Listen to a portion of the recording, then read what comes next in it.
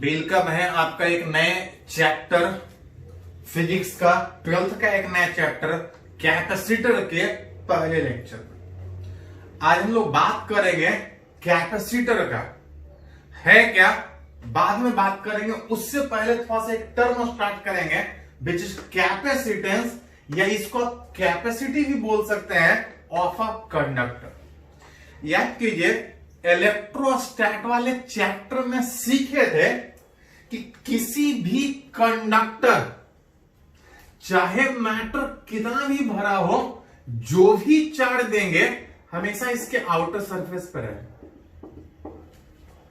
चाहे कंडक्टर किसी भी शेप का, किसी भी कंडक्टर पे चाहे अंदर मैटर खाली हो या पूरा भरा हो, जो भी चार्ज देंगे आइदर पॉजिटिव आइदर नेगेटिव, वो हमेशा इसके आउटर सरफेस पे होगा, सच दैट कि उसके साथ कुछ एनर्जी भी स्टोर हो और मिनिमम एनर्जी स्टोर हो कि वह स्टेबल इक्विलिब्रियम में। मिला जुला के आप ये बोल सकते हैं कि किसी कंडक्टर को आप चाहें तो एक तरह का चार्ज स्टोरिंग डिवाइस या एनर्जी स्टोरिंग डिवाइस, क्योंकि जहां चार्ज है आसपास फील्ड होगा और जहां फील्ड है वहां एनर्जी भी स्टोर होगा। हम लोग इलेक्ट्रोस्टैट में सीखे थे कि फील्ड में कितना एनर्जी स्टोर होता है। इस चैप्टर में भी थोड़ा डिटेल में आप सीखना है। इलेक्ट्रोस्टैट में जो एनर्जी या जो चार्ज का बात किए थे हम लोग जनरली स्फेरिकल कंडक्टर का बात किए थे। यहां पे कंडक्टर कैसा भी हो सारे के एनर्जी स्टोर का बात करें। कंडक्टर जिसको आप बोल सकते हैं कि एक तरह का चार्ज स्टोरिंग डिवाइस, एक तरह का एनर्जी स्टोरिंग डिवाइस, जो भी चार्ज देंगे हमेशा उसके आउटर सरफेस पर होने के कारण जरूरत के हिसाब से आप आसानी से इस चार्ज को, इसके एनर्जी को दूसरे पर्पस के लिए यूटिलाइज कर सकते हैं। मतलब कंडक्टर जो एक चार्ज स्टोरिंग डिवाइस है, एक एनर्जी स्टोरिंग डिवाइस है, दूसरे बहुत सारे पर्पस में यूज होगा। कैसे यूज होगा वो आगे हम लोग बात करें। अब कोई कंडक्टर कितना चार्ज स्टोर कर रहा है? कंडक्टर एक चार्ज स्टोरिंग डिवाइस, एक एनर्जी स्टोरिंग डिवाइस। कितना एनर्जी स्टोर करेगा, कितना चार्ज कोई कंडक्टर स्टोर करेगा, उसके स्टोरिंग कैपेसिटी को हम लोग कैपेसिटेंस बोलते हैं। Capacitance that is a storing capacity. किसका? किसी कंडक्टर का। कंडक्टर एक चार्ज स्टोरिंग डिवाइस, एक एनर्जी स्टोरिंग डिवाइस, जिसके ऊपर जो भी चार्ज देंगे हमेशा आउटर सरफेस पे होने के कारण इसको हम दूसरे पर्पस में, इसके चार्ज को, इसके एनर्जी को दूसरे पर्पस में आसानी से यूज कर सकते हैं। अब कोई कंडक्टर कितना चार्ज स्टोर कर रहा है, कितना एनर्जी स्टोर कर सकता है, उसके स्टोरिंग कैपेसिटी को हम लोग कैपेसिटेंस से डिफाइन करते हैं। देख सकते हैं लैंग्वेज में भी लिखे दैट इज चार्ज या potential energy storing capacity of a conductor के बारे में पढ़ रहे। याद कीजिए पढ़े हैं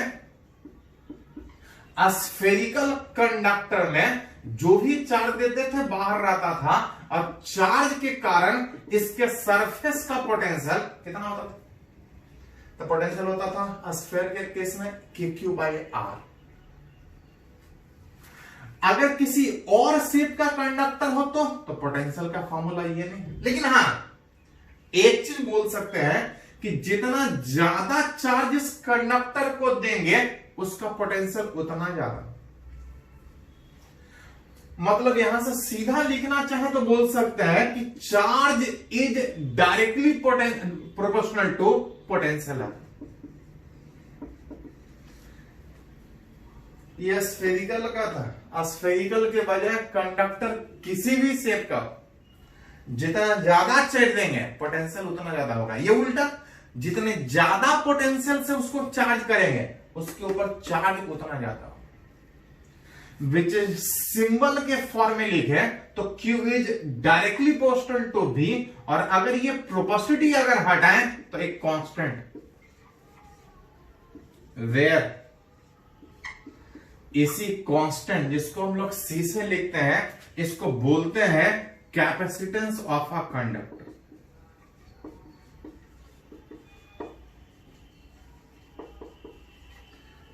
इसी को बोलते हैं कैपेसिटेंस ऑफ अ कंडक्टर। यही हमको रिलेट करके बताता है कि कोई भी कंडक्टर, स्फेरिकल हो या कोई भी हो, कोई भी कंडक्टर कितना चार्ज स्टोर कर सकता है, कितना उसका स्टोरिंग कैपेसिटी है, उसको हम लोग सी से रिप्रेजेंट करते हैं।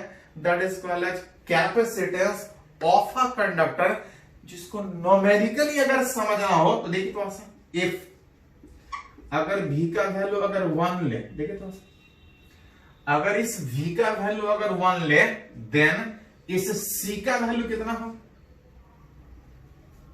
c का वैल्यू q का मतलब जो स्टोरिंग कैपेसिटी, सी ध्यान रहे थोड़ा सा, एक कैपेसिटर है, एक कैपेसिटेंस है, एक कैपेसिटी है, एक कंडक्टर से अलग अलग टर्म।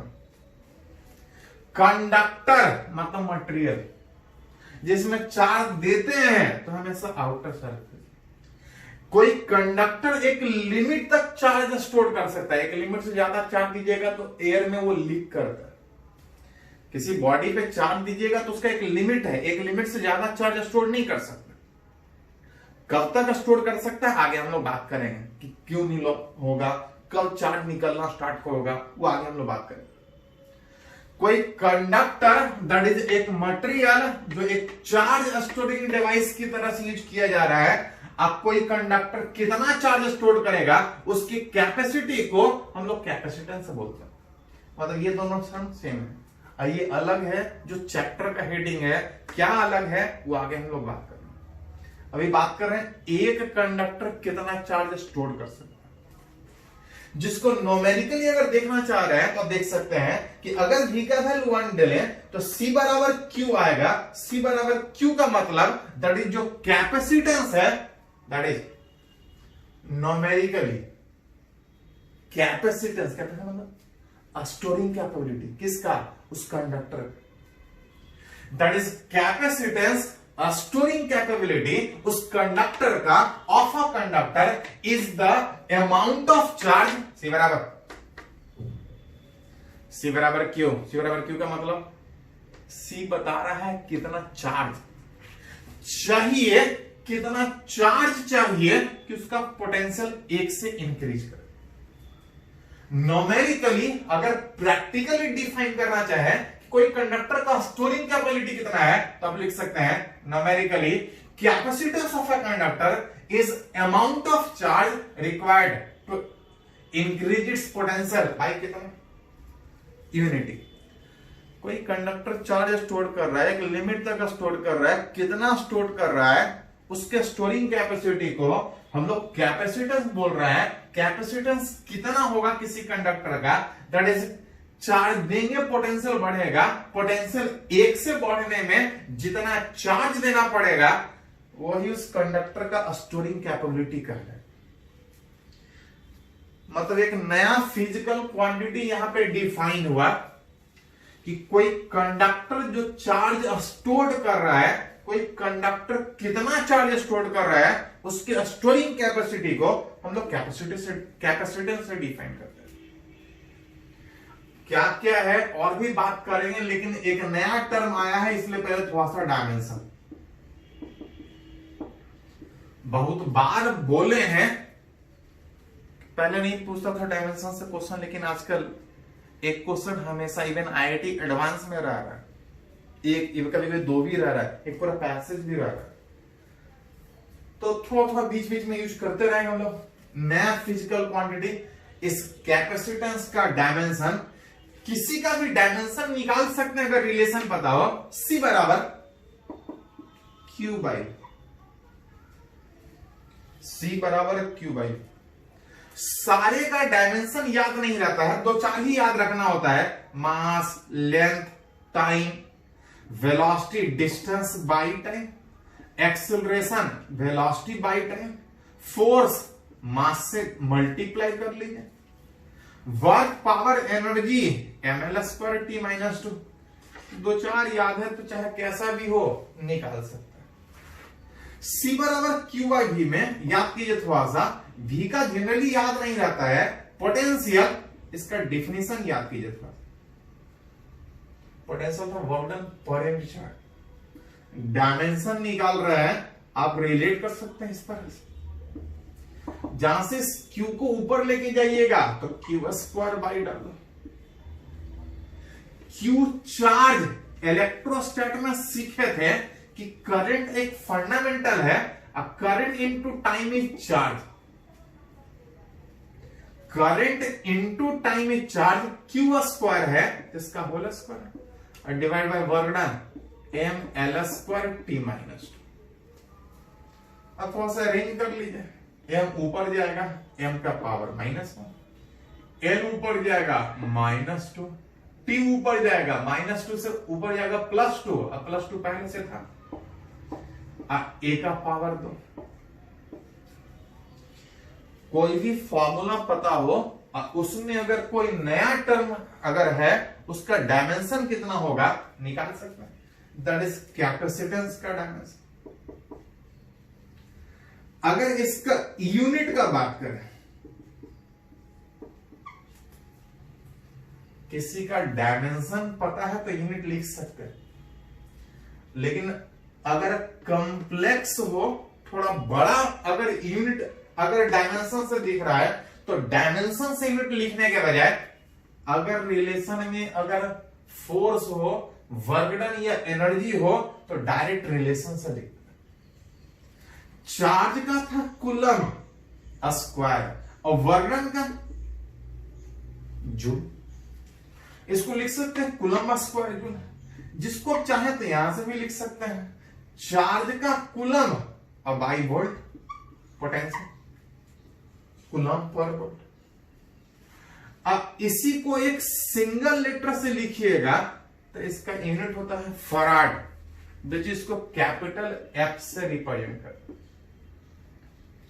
एक नया physical quantity which is capacitance, capacitance मतलब स्टोरिंग कैपेबिलिटी, किसका, किसी कंडक्टर का, कि कोई कंडक्टर जिसको हम यूज कर रहे हैं चार्ज स्टोरिंग डिवाइस में, कोई कंडक्टर कितना चार्ज स्टोर करेगा, कितना एनर्जी स्टोर करेगा, उसका स्टोरिंग कैपेबिलिटी को हम लोग कैपेसिटेंस, एक सी नया फिजिकल क्वांटिटी क्या है तो सी बराबर यहां से लिख सकते हैं क्यू बाई डायमेंशन यूनिट। और भी कुछ बात करेंगे, पहले इसको थोड़ा सा नोट कर लीजिए, इसको नोट कीजिए पहले।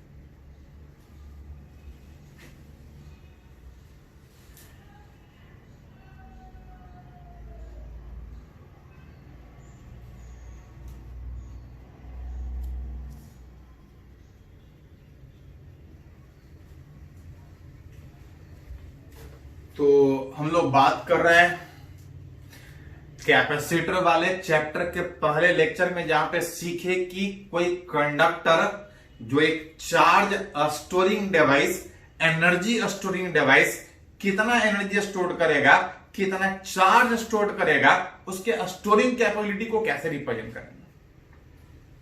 उसी में कुछ और टर्म अगर बात करें, इस बार स्टोरिंग कैपेसिटी जो अभी हम लोग बात किए थे वो किसी भी शेप का बात किए थे, लेकिन इस केस में बात करना चाह रहे हैं कि अगर कोई हमारे पास स्फेरिकल कंडक्टर है, जो भी चार्ज देंगे इसके आउटर सरफेस पे रहेगा, निकालना चाह रहे हैं इस स्फेरिकल कंडक्टर का स्टोरिंग कैपेसिटी कितना है।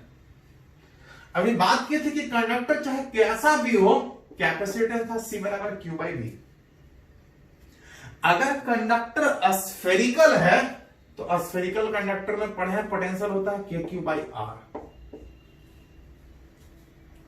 जहां से क्यू क्यू वाला फैक्टर हट जाएगा, ये आर ऊपर चला जाएगा, यहां से लिख सकते हैं सी बराबर आर बाई के, जिसको अगर रिलेट करें तो आप बोल सकते हैं कि के मीडियम को बताता था, के बराबर 1/4 पाई एप्सिलॉन नॉट, जिसको लिखिएगा तो ये ऊपर जाके कुछ ऐसा आएगा।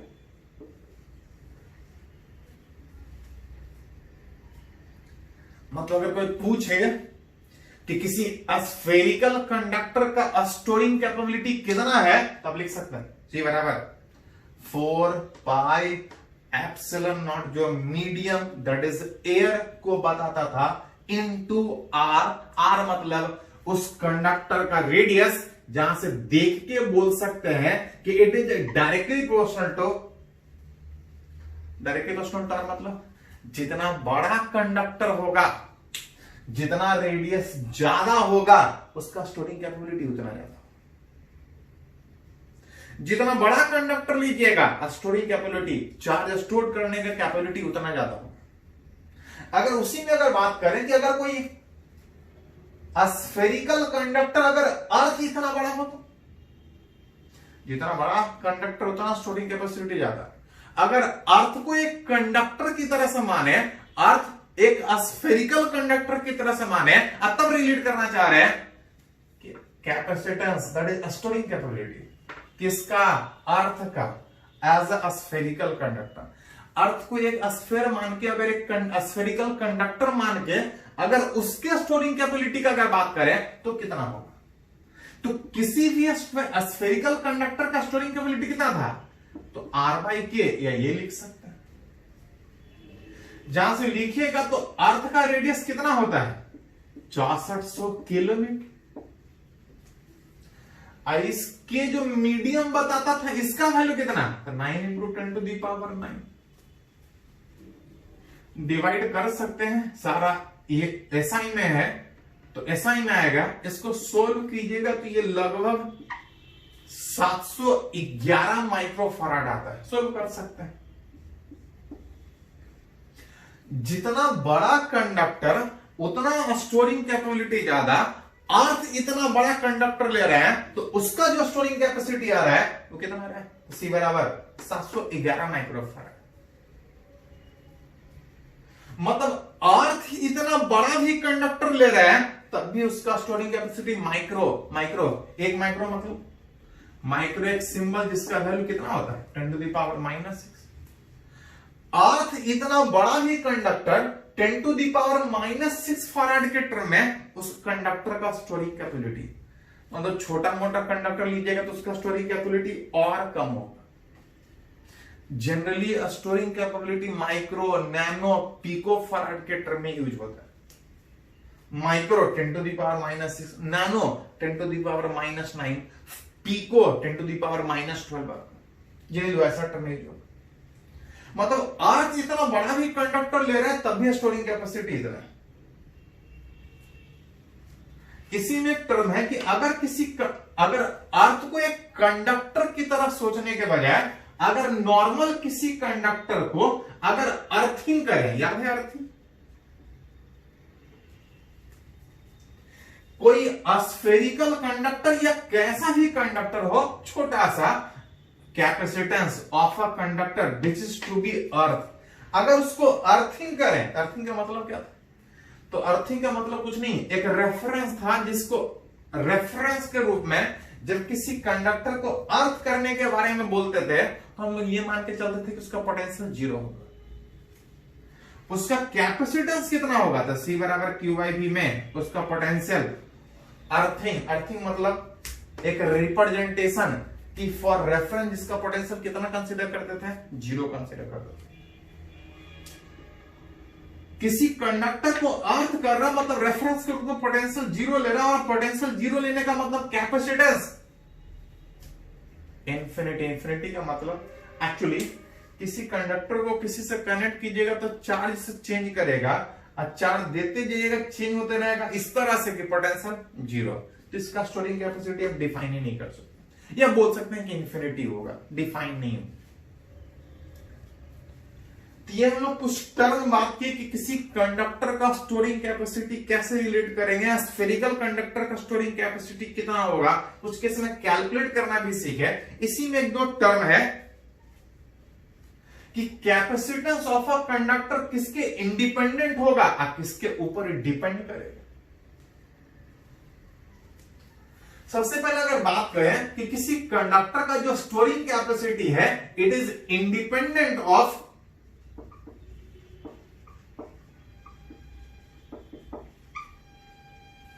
किसी कंडक्टर पे कितना चार्ज है, उसका कैपेसिटेंस उसके इंडिपेंडेंट होता है। याद कीजिए C बराबर क्या था? Q/Q बढ़ाएंगे तो C, C बराबर Q बाई V था, Q बढ़ाएंगे तो C तो बढ़ना चाहिए, लेकिन एक्चुअली जो कैपेसिटेंस होता है वो इंडिपेंडेंट होता है चार्ज के तो इंडिपेंडेंट होता ही होता है,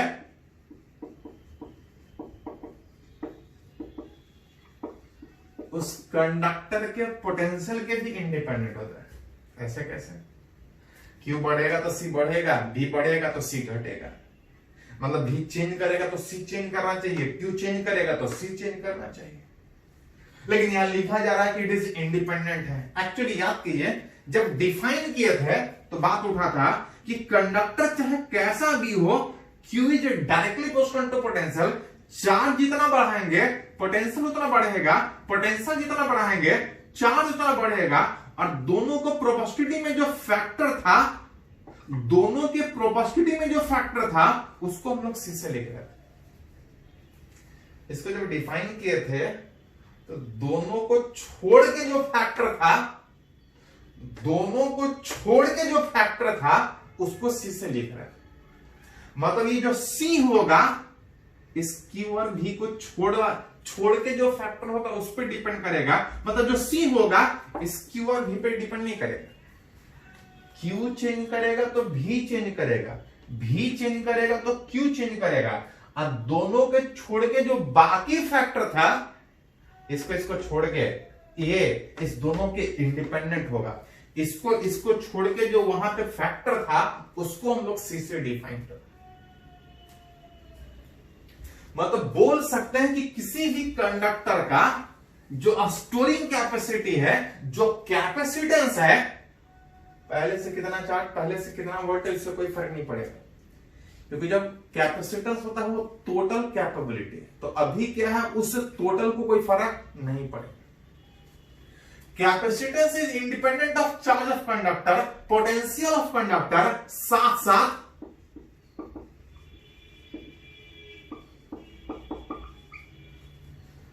कंडक्टर कौन से मटेरियल का है, चाहे खाली है चाहे भरा है, अंदर क्या मैटर है कोई फर्क नहीं पड़ेगा, क्योंकि किसी भी कंडक्टर पे जो भी चार्ज देते हैं वो कहां रहता है, सरफेस पे। अंदर मैटर क्या है, उस कंडक्टर का मटेरियल क्या है, उससे उसका स्टोरिंग कैपेबिलिटी पे कोई फर्क नहीं पड़ेगा। मतलब किसी कंडक्टर का जो स्टोरिंग कैपेबिलिटी है चार्ज के इंडिपेंडेंट, पहले से क्या चार्ज है, पहले से क्या वोल्टेज है, कोई फर्क नहीं पड़ेगा, क्योंकि ये टोटल कैपेबिलिटी बताता है, मैक्सिमम कैपेबिलिटी बताता है, साथ में मटेरियल क्या है उससे फर्क नहीं पड़ेगा। तो क्वेश्चन होता है किस पे डिपेंड करेगा। तो यहां पे देख रहा था कि कंडक्टर जितना बड़ा ले रहे थे स्टोरिंग कैपेबिलिटी उतना ज्यादा था। मतलब बोल सकते हैं कि डिपेंड करेगा किसके ऊपर, शेप के ऊपर।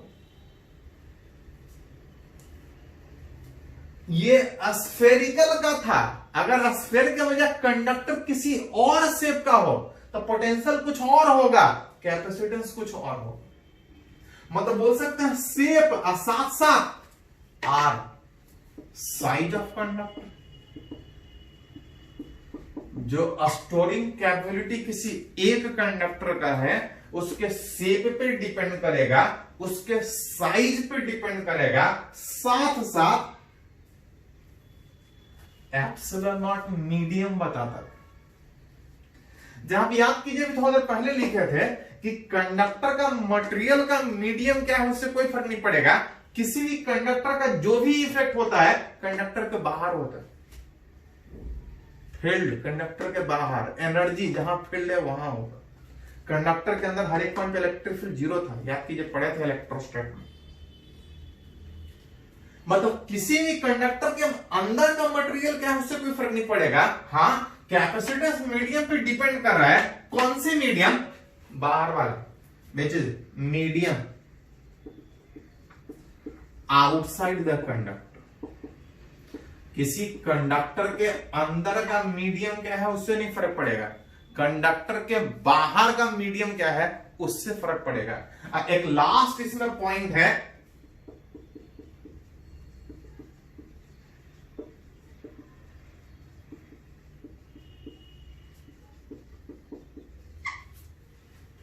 देख रहे थे कि जितना बड़ा कंडक्टर ले रहा था स्टोरिंग कैपेबिलिटी उतना ज्यादा था। लेकिन गड़बड़ क्या था कि अर्थ इतना बड़ा भी कंडक्टर अगर है तब भी स्टोरिंग कैपेबिलिटी बहुत कम है, माइक्रोफैराड। मतलब एक कंडक्टर के पास जो स्टोरिंग कैपेबिलिटी है, चाहे कितना भी बड़ा ले लीजिए, एक कंडक्टर के पास स्टोरिंग कैपेबिलिटी बहुत कम है।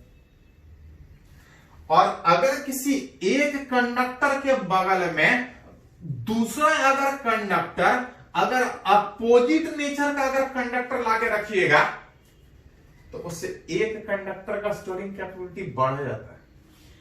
एक कंडक्टर अर्थ इतना बड़ा भी ले रहे हैं तब भी स्टोरिंग कैपेसिटी माइक्रोफैराड में बहुत कम। अगर आप चाहते हैं कि एक कंडक्टर ज्यादा चार्ज स्टोर करे, ज्यादा एनर्जी स्टोर करे, तो करना क्या होता है, उसके बगल में अपोजिट चार्ज नेचर का एक कंडक्टर लाकर रख दीजिए। याद कीजिए हम लोग बात किए थे कि नोमेरिकली कैपेसिटेंस C बराबर Q था। नोमेरिकली किसी कंडक्टर का जो स्टोरिंग कैपेसिटी था, it is the amount of charge required to increase the potential by कितना, यूनिटी, एक से बढ़ाने में। अगर कोई कंडक्टर यहां पे है, अगर अपोजिट नेचर का अगर कंडक्टर रखिएगा तो इसके कारण इसका पोटेंशियल घटेगा। इसके निगेटिव चार्ज के कारण इसका पोटेंशियल घटेगा, और पोटेंशियल अगर घट जाएगा तो एक से बढ़ाने में पहले के तुलना में आपको ज्यादा चार्ज चाहिए होगा। पहले के कंपैरिजन में जितना आपको पहले चार्ज चाहिए था इसका पोटेंशियल बढ़ाने में, पहले के कंपेयर में अगर बगल में अपोजिट नेचर का कंडक्टर रखिएगा तो इसके कारण इसका पोटेंशियल घट जाएगा। आप पोटेंशियल एक से बढ़ाने में इसको ज्यादा चार्ज चाहिए होगा, इसका स्टोरिंग कैपेसिटी बढ़ जाएगा। एक कंडक्टर का स्टोरिंग कैपेसिटी का एक लिमिटेशन है, एक कंडक्टर बहुत ज्यादा चार्ज स्टोर नहीं कर सकता। लेकिन हाँ, अगर एक कंडक्टर के बगल में अगर दूसरा अपोजिट नेचर रखिएगा, अपोजिट रखने के कारण इसका पोटेंशियल घटेगा, इसका तो घटेगा ही घटेगा, इसका भी घटेगा। पोटेंशियल इसका घटेगा और इसका घटने का मतलब पहले के कंपेयर में हमको ज्यादा चार्ज देना पड़ेगा, तब पोटेंशियल एक से बढ़ेगा। पहले के कंपेयर में ज्यादा चार्ज देने का मतलब उसका स्टोरिंग कैपेसिटी बढ़ जाएगा। मतलब एक कंडक्टर बहुत ज्यादा चार्ज स्टोर नहीं कर सकता, लेकिन अगर बगल में अगर दूसरा अपोजिट चार्ज नेचर का कंडक्टर रखिएगा तो इसका पोटेंशियल घट जाएगा, एक से बढ़ाने में ज्यादा चार्ज देना पड़ेगा, इसका स्टोरिंग कैपेसिटी बढ़ेगा। इसका तो बढ़ेगा ही बढ़ेगा, इसका भी बढ़ जाएगा। और इसी दोनों को अलग अलग सोचने के बजाय अगर एक साथ सोचिएगा तो इसको हम लोग बोलते हैं कैपेसिटर, जो इस चैप्टर का हेडिंग था। कंडक्टर मतलब एक कंडक्टर, कैपेसिटेंस मतलब एक कंडक्टर का स्टोरिंग कैपेसिटी। एक कंडक्टर बहुत ज्यादा स्टोरिंग कैपेसिटी नहीं है उसका, बगल में अपोजिट चार्ज रखिएगा तो उससे दोनों का स्टोरिंग कैपेसिटी बढ़ जाएगा। Nearness of another conductor capacitance change करता है। अपोजिट नेचर रखिएगा तो इसका भी पोटेंशियल घटेगा, इसका भी पोटेंशियल घटेगा। इसका भी बढ़ाने में पहले से ज्यादा चार्ज चाहिए। मतलब अगर दो अपोजिट नेचर का कंडक्टर रखिएगा तो इसका भी स्टोरिंग कैपेसिटी बढ़ेगा, इसका भी बढ़ेगा। दोनों को मिला के एक साथ बोलते हैं कैपेसिटर। कंडक्टर मतलब एक कंडक्टर, कैपेसिटर मतलब दो कंडक्टर। याद कीजिए चैप्टर का हेडिंग कैपेसिटर था। अभी तक बात की वो एक कंडक्टर का स्टोरिंग कैपेसिटी, लेकिन आगे हमको पढ़ना है कि एक कंडक्टर के बजाय अगर दो अपोजिट चार्ज नेचर कंडक्टर अगर अगल बगल रखा हो तो इसका भी स्टोरिंग कैपेसिटी बढ़ेगा, इसका भी स्टोरिंग कैपेसिटी बढ़ेगा। अब दोनों को अलग अलग सोचने के बजाय एक साथ सोचेंगे, दोनों को अलग अलग सोचने के बजाय एक साथ सोचेंगे तो उसको कंडक्टर नहीं बोलते। एक को कंडक्टर बोलते हैं, दो को कैपेसिटर बोलते हैं। क्या है वो आगे हम लोग बात करेंगे, पहले इसको कंप्लीट कीजिए।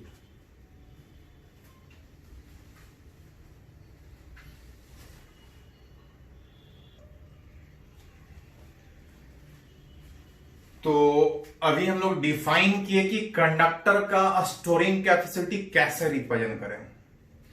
उसी में कुछ और आगे अगर बात करें तो एक टर्म है कि किसी कंडक्टर को चार्ज करने में हमको कुछ वर्क करना पड़ेगा और साथ साथ किसी भी प्रोसेस में अगर वर्क डन है वहां पे एनर्जी स्टोर होने का बात होगा। तो रिलेट करना चाह रहे हैं कि किसी कंडक्टर को चार्ज करने में हमको कितना वर्क करना पड़ेगा, साथ साथ उस प्रोसेस में पोटेंशियल कितना स्टोर होगा।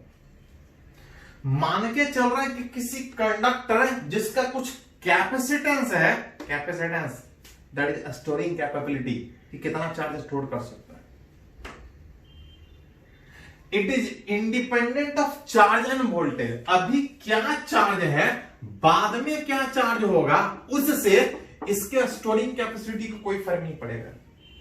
किस पे डिपेंड करता था? Shape and size. जब तक शेप एंड साइज सेम है, मटेरियल कौन सा है कोई फर्क नहीं, सराउंडिंग का मीडियम जब तक नहीं कुछ बोला जाए, एयर मान के चलेंगे, सराउंडिंग का medium shape and size same है, कैपेसिटेंस सेम रहेगा। मान ले रहा है इसके ऊपर कुछ चार्ज है, कुछ इसका कैपेसिटेंस है, तो इसका कुछ वोल्टेज भी है।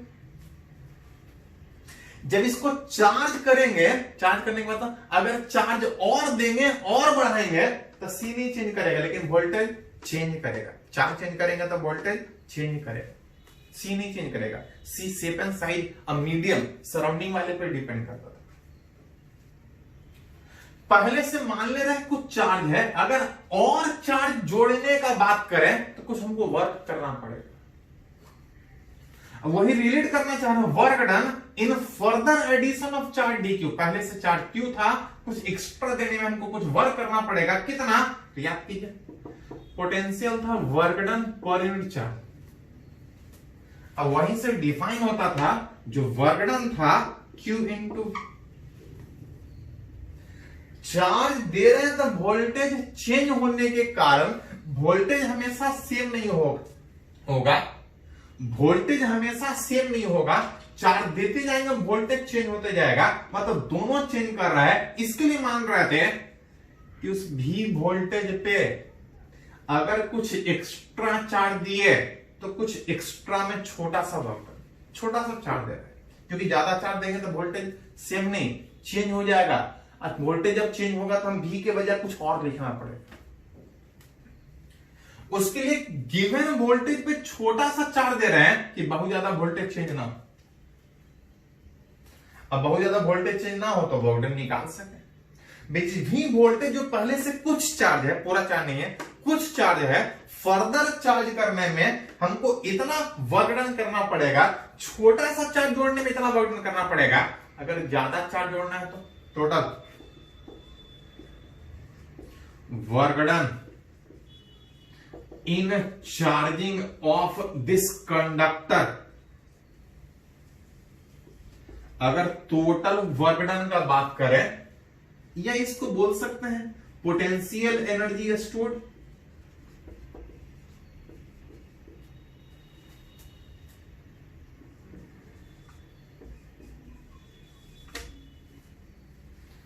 जितना वर्क डन होगा उतना ही पोटेंशियल भी होगा। दोनों को अलग अलग लिखने की वजह, जितना वर्क डन उतना ही पोटेंशियल एनर्जी। ये छोटा सा वर्क डन था, टोटल निकालने में इंटीग्रेट करना पड़ेगा। उस इंटीग्रेशन का मतलब डी क्यू इंटू वी का इंटीग्रेशन। कहां से कहां तक डिपेंड, अगर मान लेते हैं कि क्यू इनिशियल से पहले से कुछ चार्ज था किसी तक पहुंचाना, इस इंटीग्रेशन में पता है कि चार्ज भी चेंज करेगा, भी चेंज करेगा। इसमें अगर हटा के इस भी को अगर लिखना चाहे तो क्यू बाई सी लिख सकते। क्यू इनिशियल से क्यू फाइनल तक। कैपेसिटर चार्ज करने में चेंज नहीं करेगा, सी बाहर, क्यू डी क्यू का इंटीग्रेशन, सी बाहर, क्यू डी क्यू का इंटीग्रेशन, तो एक्स डी एक्स का इंटीग्रेशन एक्स स्क्वायर बाई 2 होता है। क्यू डी क्यू का इंटीग्रेशन तो Q square by 2, Q square by 2 का मतलब 2 बाहर, अब क्यू एक बार यहीं लिख देते हैं, चलिए डायरेक्ट में लिख देते हैं। क्यू स्क्वायर में आ जाएगा, लिमिट बैठाएंगे तो Q final square minus Q initial square. किसी कंडक्टर जो पहले से इतना चार्ज है, अगर चार्ज चेंज करना है तो हमको वर्क करना पड़ेगा, और जितना वर्क करना पड़ेगा उतना ही एनर्जी स्टोर होगा। कितना वर्क डन, कितना एनर्जी, यहां से लिख सकते हैं। हाँ, जब तक नहीं कुछ बोला जाए, इफ, जब तक नहीं कुछ बोला जाए इनिशियली अनचार्ज मानेंगे, और अगर इनिशियली अनचार्ज मानेंगे तो ये वर्क डन और एनर्जी कितना होगा, तो आप देख सकते हैं कि क्यू इनिशियल 0 में, फाइनल में अगर क्यू है तो क्यू स्क्वायर बाई 2 से। इसी को लिखना चाहे तो हाफ सी भी स्क्वायर भी लिख सकते हैं, हाफ क्यू भी लिख सकते हैं, जहां पे क्यू बराबर कितना,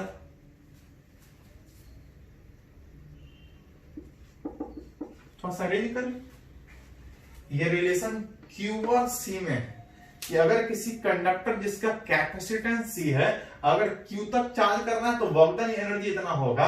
अगर क्यू के बजाय अगर वोल्टेज दिया है तो क्यू को हटा के सी भी डाल के देखें, क्यू को हटा के सी भी डाल सकते हैं, जरूरत पड़े तो क्यू इंटू भी के टर्म में लिख सकते हो, अरेंज कर सकते हैं। आप डाल के देखें, खाली क्यू की जगह पे सी भी डाल, मतलब जरूरत पड़े तो वर्क डन का formula q square by 2c, half c भी स्क्वायर बाई 2, हाफ क्यू भी आप इस तरह से लिख सकते हैं। हाँ, ये गवर्न तब था जब इनिशियल कितना था, 0 था। अगर इनिशियल 0 नहीं था तो कुछ इतना था, कितना था, 1/2c Q final square minus Q initial square. अगर पहले से 0 तो बैठा देंगे। इसी में अगर वोल्टेज के टर्म में देगा तो चार्ज के बजाय, कि किसी कंडक्टर को यहां से यहां तक चार्ज करने के बजाय अगर चार्ज की वजह अगर वोल्टेज के टर्म में देगा तो कि पहले से इतने वोल्टेज से इतना वोल्टेज तक जा रहा है, तो कुछ नहीं, चार्ज के टर्म में था क्यू स्क्वायर बाई 2c। अगर वोल्टेज के टर्म में लिखेगा तो हाफ सी भी फाइनल स्क्वायर अब माइनस, ये तब है जब 0 से जाइएगा, क्यू इनिशियल 0 भी इनिशियल 0। अगर पहले से वोल्टेज है तो यहां से जाइए, बैठा सकते हो, क्यू फाइनल की जगह, क्यू की जगह पे सी भी यहां बैठाइए, सी भी यहां भी बैठाइए। अगर क्यू अब वोल्टेज के टर्म में दे तो हाफ, याद कीजिए सी नहीं चेंज करेगा लेकिन क्यू भी चेंज करेगा, भी चेंज करेगा। फाइनल में क्यू फाइनल भी फाइनल, अब इनिशियल में लिखिएगा तो क्यू इनिशियल भी इनिशियल। कुछ नहीं बोले तो यही वाला यूज करें कि पहले से अगर अनचार्ज है, क्यू चार्ज करने में वर्क डन, ये एनर्जी क्यू स्क्वायर बाई 2 से। पहले से अनचार्ज था, भी वोल्टेज तक चार्ज करने में हाफ सी भी स्क्वायर। पहले से अनचार्ज था, आप इतना चार्ज अगर इतने वोल्टेज पे जोड़ा गया है तो जो वर्क डन होगा हाफ क्यू। अगर पहले से कुछ चार्ज है, पहले से कुछ वोल्टेज है, पहले से चार्ज और वोल्टेज दोनों दिया है, तो इसके टर्म में जैसा जरूरत पड़े वैसा यूज कर सकते। चलिए इसको नोट कीजिए, तो एक आध एग्जाम्पल इस पे जो पूछा है हम लोग बात करेंगे, पहले इसको नोट कीजिए।